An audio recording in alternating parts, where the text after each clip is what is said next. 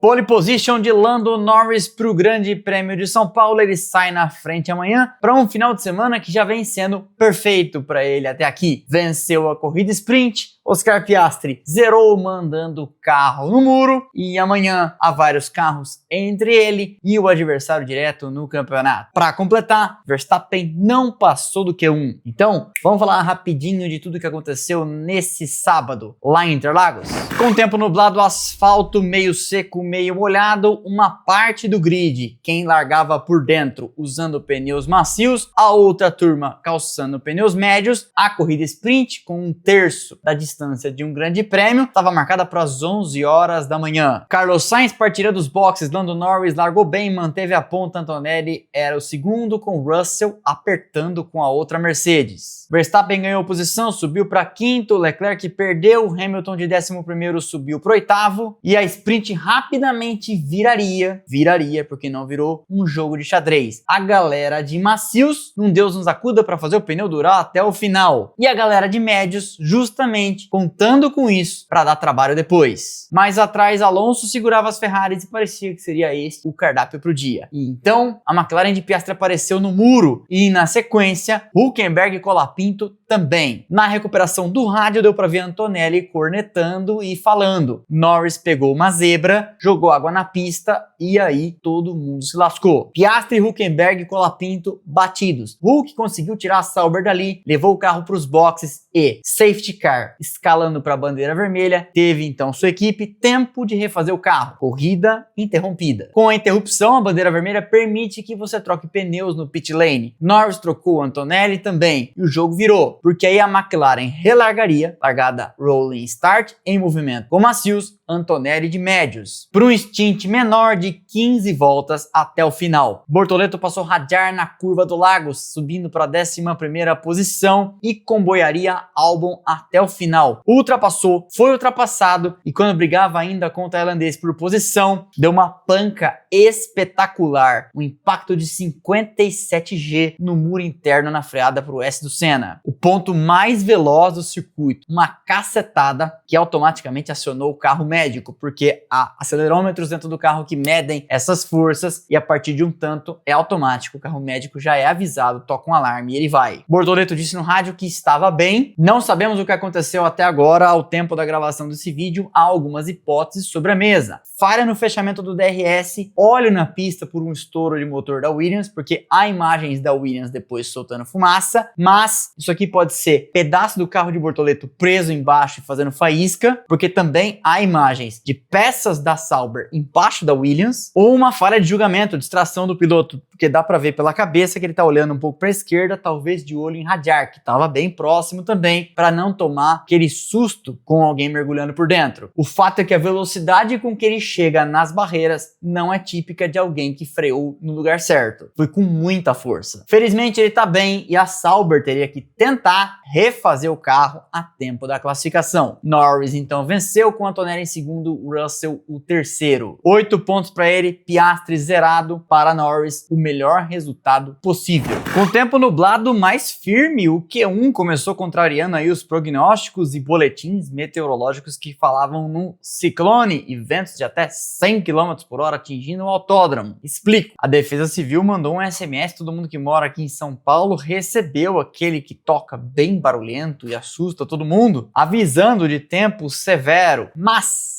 nessa noite, ventou e choveu bastante, então pode ser que o ciclone tenha chegado antes. Ciclone não, né? As consequências dele. O fato é que hoje Interlagos teve mais cedo a sprint com pista molhada, mas na hora da classificação até tinha um humor macinho ali. Não estou no autódromo, mas tem gente mandando notícias de lá. Ué, DM, você não vai na corrida? Calma, já te conto mais a respeito. 26 graus de temperatura ambiente, 45 no asfalto, vento de 8 km por hora. Esse era o cenário. Na garagem, a Sauber trabalhava ininterruptamente para arrumar o carro de Gabriel Bortoleto depois da pancada durante a sprint, no finalzinho. E aí não sabíamos se daria tempo dele entrar na pista. O carro apareceu no começo da sessão ainda sem o assoalho. E a Sauber ainda teve que trabalhar a mais porque Hülkenberg bateu e uma troca de caixa de câmbio foi feita. Portanto, os mecânicos merecem depois uma churrascaria. E os mecânicos da Sauber tiveram um tempinho a mais porque o quali começou com um atraso de 5 minutos minutos, tempo necessário para últimos retoques refazendo as barreiras, já que tivemos algumas batidas na sessão da manhã. Hulk foi o primeiro a fazer uma push lap, uma volta rápida, não fechou, recolheu para dentro dos boxes, provavelmente querendo entender se estava tudo no lugar, como eu comentei, com uma nova caixa de câmbio. Não vai pagar punição porque é uma caixa de câmbio dentro do pool de caixas que ele pode usar ao longo do ano. Outro que bateu foi Piastri e também foi para a pista cedo, porque é aquela coisa, né? É bom entender se tá tudo certo, é bom entender se não há nenhum vazamento para dar tempo de arrumar alguma coisa ainda no Q1. Lawson setou a régua em 1:10.5, Norris passou com pneus novos macios e fez 1:10.4. Verstappen com macios também, mas usados, fez 1:10.685. A vantagem de um final de semana de sprint, depois da desvantagem de ter apenas um treino livre, é que você usa a corrida curta para acumular informação do carro e seu comportamento e desgaste do pneu em regime de corrida, ainda que correndo com 1/3 do peso, porque é 1/3 das voltas. E quem parece ter andado para trás nessas alterações foi a Red Bull. Por quê? Porque Verstappen não passaria do Q1, mas a gente já fala disso. Hamilton fez o melhor tempo no começo, 1:10.2. Veio o Hülkenberg e colocou a Sauber na terceira posição, 1:10.5, 0.242 da Ferrari número 44. A 11 minutos do final do Q1, imagens na Sauber mostravam o carro de Gabriel ainda sem o assoalho instalado, sinal de que tinha coisa sendo feita ainda por baixo. Antonelli veio e fez 1:10.233, melhor volta, tirando Hamilton da ponta por 0.042, mas aí Oliver Bearman com a Haas veio e derrubou os dois. 1:9.891, baita tempo pro inglês da Haas. A 7 minutos do fim apareceu então a Sauber de Gabriel com o assoalho instalado e ele vestido, pronto para entrar no carro. Daria tempo? Todo mundo se perguntou, mas a mera imagem dele aparecendo nos telões, já de capacete, fez a torcida aplaudir. Mas era aquela coisa, sentar no carro depois de uma cacetada de 57G com uma única tentativa e conseguir passar ao Q2 era pedir muita coisa. Restava entender se ele teria carro para isso. Com 5 minutos para o fim, o piloto brasileiro estava dentro do carro e a equipe trabalhando freneticamente. E no canto da imagem você viu o Binotto atento a tudo. Todo mundo foi para a pista para a última rodada do Q1 e Norris tomou a ponta de Bearman, 1:9.656. Entramos no minuto final, Gabriel não tinha saído e portanto não sairia mais. Aplausos ainda assim dentro da garagem da Sauber, com todo mundo prestigiando o trabalho dos mecânicos. É um baita esforço refazer um carro do zero em tão pouco tempo. E Verstappen apareceu andando lento depois de dar uma errada no pinheirinho, jogar uma volta fora, fazendo double cooldown, ou seja, 2 voltas esfriando os pneus e recarregando a bateria, porque ele estava na zona de eliminação e não ia dar tempo de voltar para os boxes e colocar pneus novos. Então, ele fez mais uma tentativa, melhorou, mas não foi o suficiente e ficou então de fora. Surreal e mais um capítulo de um final de semana que já começou surpreendente por causa do resultado da sprint com Piastri no muro. Eliminados então, Verstappen, Ocon, Colapinto, Yuki Tsunoda e Gabriel Bortoleto, que nem foi à pista. Albon e Sainz, as duas Williams, foram os primeiros a puxar a fila para o Q2. Albon fez volta, Sainz recolheu para dentro dos boxes. 1:10.3 era a régua setada pelo tailandês nascido em Londres. Sim, isso aconteceu, da Williams. Com uma Ferrari que pareceu ontem e parecia hoje extremamente nervosa, Leclerc deu uma traseirada magnífica, que ele recuperou, mas perdeu tempo na saída da curva 4, que é a descida do lago, e com isso acabou abortando a volta. Bearman veio mais uma vez e fez 1:9.755, colocando sua Haas na primeira posição. Oscar Piastri ficou 0.080 dele e Lando Norris foi o terceiro. Norris na ocasião de pneus macios usados, mas ainda assim, grande trabalho de Bearman com a Haas. Russell foi lá então e empurrou Norris para quarto e Antonelli empurrou Piastri para terceiro, colocando sua Mercedes na segunda posição, ainda assim atrás de Bearman. De repente a Haas andando bem, andando muito melhor, inclusive que a Ferrari. A 3 minutos do final, as duas Ferraris, os dois carros vermelhos, estavam na zona de eliminação. Hamilton, Gasly, Stroll, Leclerc e Carlos Sainz. Norris melhorou e tomou a ponta, 1:9.616. Leclerc melhorou, escapou da zona de eliminação. Lewis Hamilton não, acabou ficando de fora fora, ele chegou a ter um primeiro setor mais rápido do que o necessário para passar, perdeu tempo no miolo e jogou a volta fora com 3 sacudidas bem feias na saída do bico do pato, mergulho e junção. Eliminados então Alonso, Albon, Hamilton, Stroll e Carlos Sainz. Apareceu a entrevista de Verstappen na F1 TV entre o Q2 e o Q3,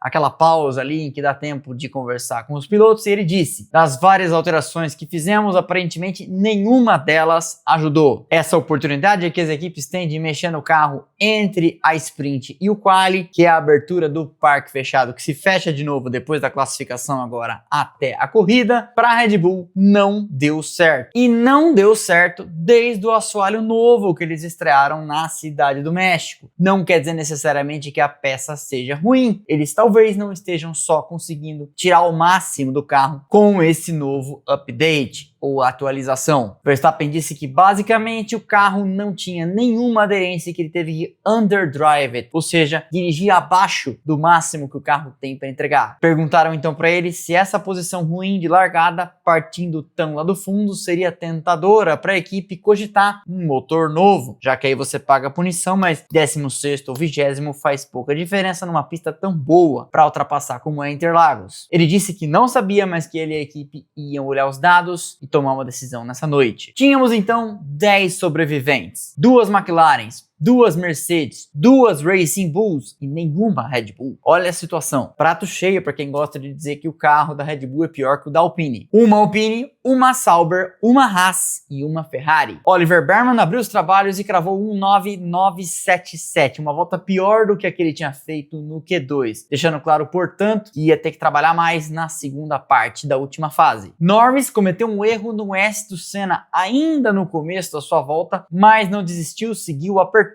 mas tinha na primeira marca, na primeira parcial final da reta oposta, 7 décimos de desvantagem. 7 décimos é muita coisa. O que deixava então aberta a chance de outros tentarem a pole position. Um deles, um grande classificador, Leclerc, que fez 1.9899, primeiro tempo. Gasly passou 1.10.1. Nota para como esse carro da Alpine com Gasly, pelo menos, está andando bem. Eles foram ao pódio ano passado. Não acho que isso vai acontecer, mas de fato, um carro que não anda bem em nenhuma pista, de repente, está no Q3. Hülkenberg fez 1.10.3 e Norris terminou aquela volta que começou mal e fez um tempo bom o suficiente para a 5ª posição. Veio Piastri e tomou a ponta de Leclerc por 2 milésimos. Vieram as 2 Mercedes, 4ª e 5ª posição, o que deixava Behrman ainda em terceiro, atrás de Piastri e de Leclerc. Mas é claro, Norris tinha feito uma volta ruim, então isso ainda ia mudar, ao menos em teoria. Era então a hora da última rodada. Behrman de novo foi o primeiro a puxar a fila e errou logo na saída da segunda perna do S do Senna, a curva 2, a caminho da curva 3, deu uma exagerada, não tirou o pé do acelerador, chegou mais rápido que a parcial de Piastri no primeiro setor, mas não era ali sua melhor parte, ele estava pior do que ele mesmo no comparativo, e quando cruzou a linha de chegada estava pior do que 0.242, não melhorou nem da sua própria marca, continuava portanto em terceiro. Leclerc veio, melhorou e fez a pole provisória. Será? Ele precisaria combinar com Norris, que foi lá e obliterou seu tempo. 1.9511. Melhor volta do final de semana, pole position para ele. Mas faltava Piastri. Ele veio, como diria Galvão, no limite extremo, mas não conseguiu tomar a ponta, não conseguiu tomar nem o segundo lugar. Terceira posição. Veio Lawson, colocou sua Racing Bulls na 4ª posição, veio Hadjar, seu companheiro de equipe, e tirou ele de lá, empurrando Lawson para 5º. 4º e 5º para as Racing Bulls, empurrando então as Mercedes para baixo. Mas faltava Antonelli fazer sua volta, e ele vem há algumas sessões já sombreando Russell. Foi segundo na sprint, tinha classificado também segundo e foi lá e conseguiu o segundo lugar seguido. Segundo lugar para ele, primeira fila ao lado de Lando Norris, 0.174 atrás. Russell, entretanto, tentava uma volta de pneus médios, mostrando que talvez ele esteja tentando de tudo para superar Antonelli, até apelar para o impensável. Mas não foi o suficiente. Pole position então para Lando Norris no final de semana, como eu comentei, perfeito para ele até aqui. Parte na pole para o Grande Prêmio amanhã. Tinha feito pole para sprint, venceu. Piastri zerou, marcou 8 pontos, ampliou então sua margem para 9. E vê Verstappen partir lá no fundo, mesma posição em que ele largou em 2024, mas não há previsão de chuva para amanhã. O que significa que para Verstappen repetir o milagre do ano passado, além de uma grande atuação, precisaria torcer para chuva ou motor novo. Norris então foi o primeiro, Antonelli o segundo, Leclerc o terceiro, Oscar Piastri o quarto. 2 carros entre ele e seu adversário na luta pelo título. Depois as Racing Bulls com Russell no meio, Hadjar, Russell, Lawson. Berman acabou sendo empurrado para a 8ª posição e desconfio que ele tinha ritmo para estar pelo menos na frente das Racing Bulls e da Mercedes de Russell. Fechando o top 10, Gasly e Hülkenberg. Hülkenberg mostra pra gente o potencial até onde era possível Bortoleto ter ido. E se Bortoleto tivesse ido ao Q3, teria festa nos botecos em volta de Interlagos, certamente. O que esperar para amanhã? Primeira coisa, previsão do tempo. 20% de chance de chuva para a hora da corrida, que acontece às 14 horas. É o suficiente para a gente riscar a pista molhada do nosso cardápio? Não, não acho. Interlagos tem seu microclima imprevisível, a gente sabe. Mas é diferente do ano passado em que todas as previsões falavam numa tempestade a caminho. E a tempestade veio. A tempestade que era prometida para o quali de hoje acabou não aparecendo. Podemos inclusive agradecer. Lembra do caos que foi no ano passado, as pessoas tentando entrar no autódromo, enfim, correria, medo da corrida ficar para muito tarde e anoitecer, aquela coisa toda. Amanhã o Grande Prêmio de São Paulo acontece às 14 horas. Este é o horário da largada. Mas nós entramos ao vivo em segunda tela para nossa transmissão paralela, outro canal, às 15 para as 2, 13h45. Fazendo com você um pré-corrida. Jefferson Kern na narração, Lipe Paiga nos comentários. E onde estará o ADM? Deixa eu te mostrar um negócio.